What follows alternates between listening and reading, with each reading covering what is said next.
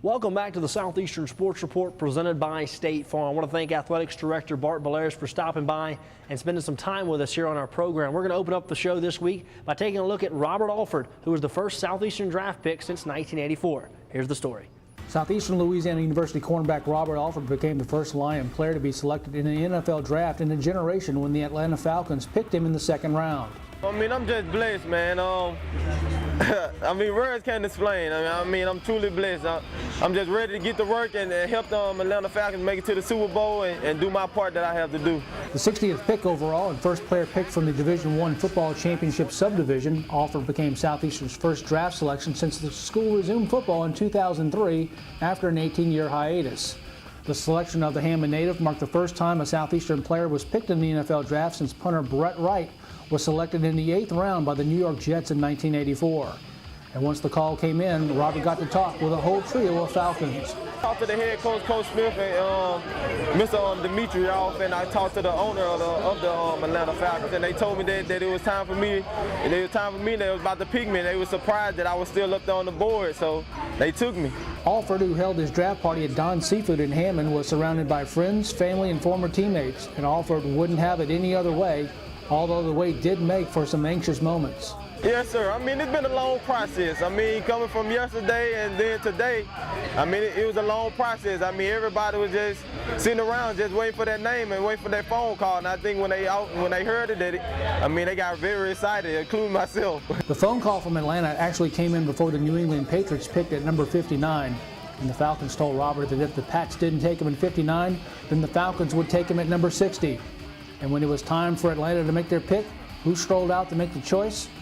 That's right, primetime. Former Atlanta Falcon and NFL Hall of Famer Deion Sanders, a player that Alford has idolized for years. It's real big, man. I grew up looking up to Deion. I mean, everybody wanted to be primetime. And I mean, just for primetime, be able to announce my name, to be with the Atlanta Falcons, I mean, I was very excited. I had two big things that I've been looking up to. I mean, I looked up to Deion, being the cornerback, and I mean, I was looking up for this day when I was drafted.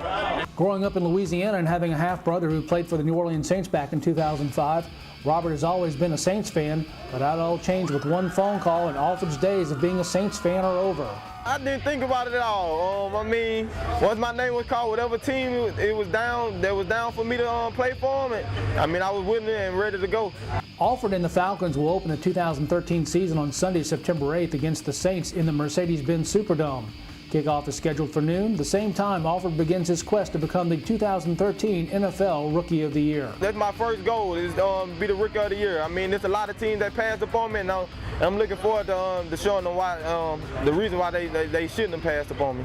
So once again, congratulations to Robert Alford for going to the second round to the Atlanta Falcons. We also want to congratulate Devin Walker, senior linebacker, who signed a free agent contract with the San Diego Chargers, and also Nathan Stanley, senior quarterback, who signed a free agent contract with the defending Super Bowl champions, the Baltimore Ravens. We're now going to take a look at track and field as they hosted the Southeastern Invitational. Here's the story. The second Southeastern Invitational got kicked off as former track athletes were welcomed back to campus by Athletics Director Bart Belair's in a pre-meet ceremony that saw Lion track stars from all eras honored before the running events were to begin. One of the faces in the crowd was a former Lion great and former head coach Andy Field, who was part of the pre-meet ceremony.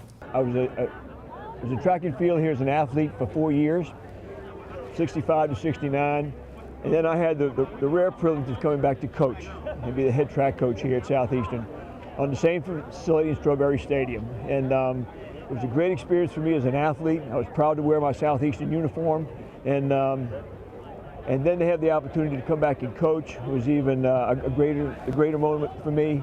And I thoroughly enjoyed my 13 years here. After the kickoff ceremony, it was time to run. Southeastern Louisiana's Felipe Moore earned victories in both the men's long jump and triple jump, while the Lions sprinted their way to first place finishes in both relay events to highlight a record-setting day for the Lions.